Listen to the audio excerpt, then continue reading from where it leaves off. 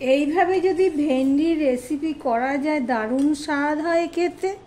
ভিডিওটি স্কিপ না করে পুরোটা দেখার অনুরোধ রইল। কি দারুণ দেখতে, যেমন সুন্দর হয়েছে, খেতেও অসাধারণ হয়েছে। তাহলে বানিয়ে খাওয়ার অনুরোধ রইল ভিডিওটা সম্পূর্ণ দেখে।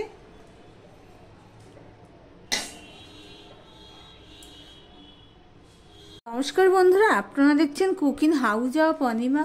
আজকে দেখতেই পাচ্ছ ভেন্ডি নিয়ে নিয়েছি। ভেন্ডির একটা দুর্দান্ত স্বাদের রেসিপি তোমাদের সাথে শেয়ার করব, যেটা ভাত এবং রুটি দুটোর সাথে দারুণ জমে যাবে। তাহলে চলো, তাহলে বেশি বক বক না করে ভেন্ডিগুলো কেটে নিই। ভেন্ডিগুলোকে আমি বেশি বড়ও করব না, ছোটও করব না, ঠিক এইভাবে আমি কেটে নিচ্ছি। ভিডিওটি স্কিপ করো না, তাহলে বুঝতে পারবে না কিভাবে আমি কি দিচ্ছি, কিভাবে করছি। প্লিজ বন্ধুরা,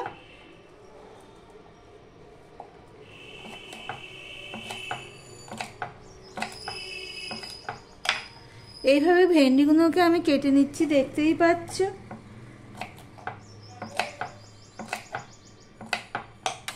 এইভাবে সমস্ত ভেন্ডিগুলো আমি কেটে নিয়ে ফিরে আসছি, দেখতে থাকো বন্ধুরা প্লিজ। বন্ধুরা, এখানে একটা কড়াই বসিয়ে দিয়েছি গ্যাসটা অন করে। আর ভেন্ডিগুলো দেখো সব আমার কাটা হয়ে গেছে। তোমাদের এখানে একটা কথা বলা হয়নি, ভেন্ডিগুলো আমি গোটা ধুয়ে নিয়েছি। 10 মিনিটের মতো আমি ভিজিয়ে রেখেছিলাম জলের মধ্যে। তারপর ভালো করে 2-3 বার আমি ধুয়ে নিয়েছি। ধুয়ে নিয়ে তারপর কিন্তু আমি তোমাদের সামনে এসেছি। এদিকে দেখো, তোমাদের সাথে কথা বলতে বলতে কড়াইটা গরম হয়ে গেছে। এবার এখানে আমি দিয়ে দিচ্ছি সাদা তেল। কড়াইটা কিন্তু ভালো করেই গরম হতে হবে। তেলটাও গরম হয়ে গেছে। এবার সবার প্রথমে আমি ভেন্ডিগুলো ভেজে নেব। ভেন্ডিগুলো এমনভাবে রাখতে হবে যাতে একটুও জল না থাকে।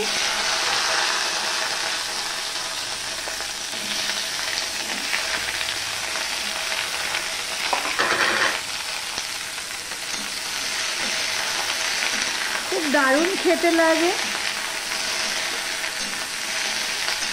সিম্পলভাবে বানানো কিন্তু খেতে লাগবে অসাধারণ। দেখতে থাকো বন্ধুরা। ভেন্ডিটা আমি কিছুটা ভেজে নিয়ে ফিরে আসছি, সঙ্গে থেকো বন্ধুরা। এই পর্যন্ত যারা ভিডিওটি দেখছো অথচ লাইক দিতে ভুলে যাচ্ছে, চট করে একটা লাইক দিয়ে ভিডিওটি কন্টিনিউ করো। দেখো বন্ধুরা, ভেন্ডিটা ভাজা হয়ে এসছে। ভেন্ডিতে কিন্তু আমি নুন দিইনি, তার কারণ হলো ভেন্ডিটা নুন দিলে কি হতো, জল বেরিয়ে যেত আর ভেন্ডিটা নালচেও হতো, সেই জন্যই আমি নুন দিইনি। দেখো বন্ধুরা, ভেন্ডিটা ভাজা হয়ে গেছে। এবার আমি একটা পাত্রে এটা তুলে নেব। দেখো, কড়াইটা খালি করে নিয়েছি। ভেন্ডিগুলো একটা পাত্রে আমি তুলে নিয়েছি। এবার এই কড়াইতে আমি প্রথমে সাদা তেল দিয়ে ভেন্ডিগুলো ভেজে নিয়েছি। এবারে দিয়ে দেব সর্ষের তেল।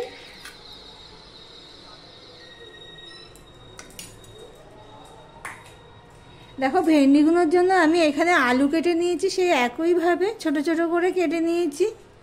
আর নিয়ে নিয়েছি এখানে পেঁয়াজ, আর নিয়ে নিয়েছি টমেটো আর কাঁচা লঙ্কা। তেলটা গরম হয়ে গেছে। এবার দিয়ে দিলাম 5 ফোড়ন।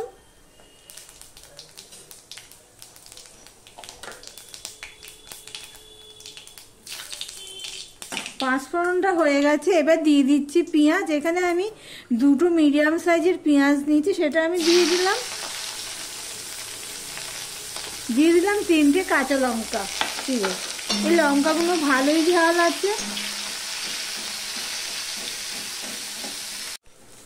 দেখো, পেঁয়াজটা লাল লাল হয়ে ভাজা হয়ে গেছে।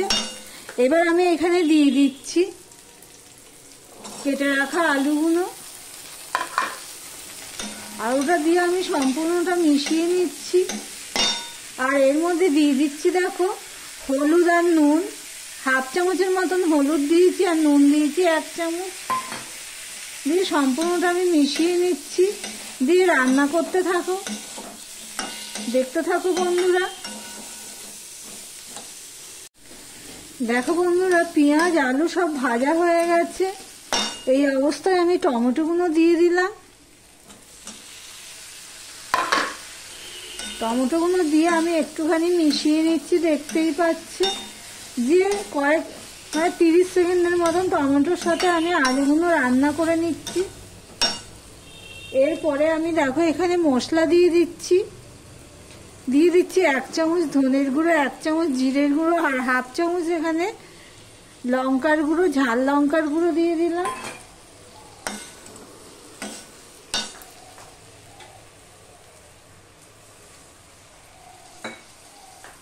একটুখানি জল দিয়ে দিলাম। এবার মশলাটা আমি ভালো করে কষিয়ে নেব। মশলাটা দেখো কষানো হয়ে গেছে, দেখতেই পাচ্ছ। এখানে আমি 2 চামচের মতন টক দই নিয়ে নিয়েছি। টক দইটাকে আমি নর্মাল টেম্পারেচারে রয়েছে। এবার এটা আমি দিয়ে দিলাম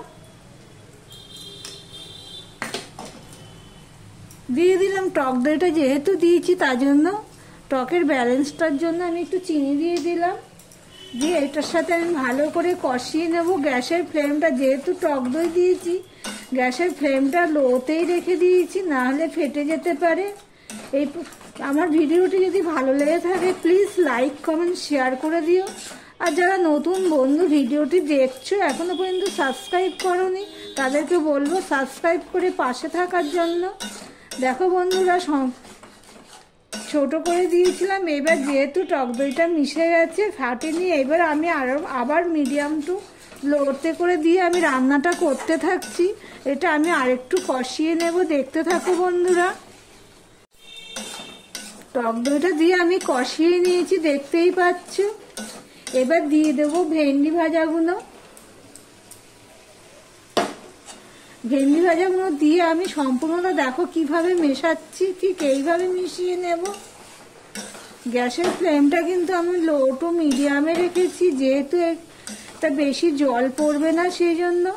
এদিকে তোমাদের একটা কথা বলাই হয়নি, দেখো আলুটা সিদ্ধ হয়ে গেছে, আমি দেখেছি। এই দেখো কেটে যাচ্ছে।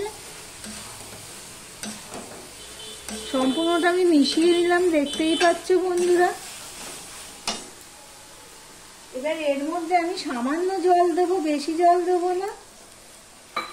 ভেন্ডির মধ্যে বেশি জল দিলে কি হবে, ভেন্ডিটা নালসে হয়ে যাবে, যেহেতু ভাজা আছে। দেখো বন্ধুরা 3 থেকে 4 মিনিট আমি রান্না করে নিয়েছি। গ্যাসের ফ্লেমটা কিন্তু আমার লো টু মিডিয়ামে ছিল। এই পর্যন্ত যারা ভিডিওটি দেখছো লাইক দিতে ভুলে গেছো, প্লিজ একটা লাইক করে দিও।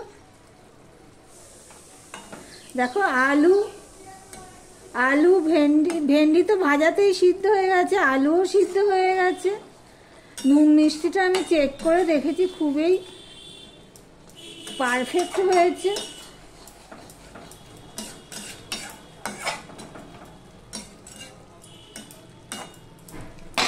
আমি ঢাকা দিয়ে দিলাম, গ্যাসটা অফ করে দিলাম। ভিডিওটি আজকের মতন এখানেই শেষ করলাম।